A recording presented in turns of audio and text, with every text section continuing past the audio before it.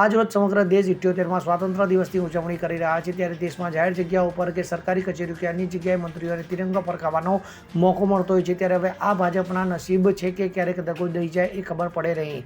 એવું જ કંઈક મંત્રી ઋષિકેશ પટેલ સાથે બનવા પામ્યું હતું, જેમાં ઋષિકેશ પટેલ ધ્વજવંદન કરે તે પહેલાં જ ધ્વજ ફસાઈ ગયો હતો અને મંત્રી ધ્વજવંદન કરી શક્યા નહોતા. તો મળતી માહિતી મુજબ મહેસાણા જિલ્લાના વિજાપુર તાલુકામાં આ વખતે જિલ્લા કક્ષાની સ્વતંત્રતા પર્વની ઉજવણી કરવામાં આવી હતી, ત્યારે આ જિલ્લા કક્ષાની ઉજવણીમાં મંત્રી ઋષિકેશ પટેલના હસ્તે ધ્વજવંદન કાર્યક્રમ રાખવામાં આવ્યો હતો, જેમાં ધ્વજ ફરકાવતી વખતે ધ્વજ વચ્ચે ફસાઈ ગયો અને આખરે ક્રેન બોલાવી ધ્વજ ફરકાવવો પડ્યો હતો. ત્યારે સમગ્ર કાર્યક્રમ જિલ્લા કલેક્ટરની યુટ્યુબ ચેનલ પર લાઈવ કરવામાં આવ્યો હતો, પરંતુ સમગ્ર કાર્યક્રમની લાઈવ લિંક પણ ડિલીટ કરી દેવામાં આવી હોવાનું સામે આવ્યું છે.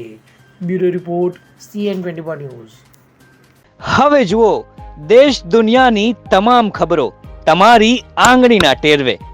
ઉઠાવો મોબાઈલ અને Google Play Store પરથી ડાઉનલોડ કરો અમારી CN24 ન્યૂઝ મોબાઈલ એપ.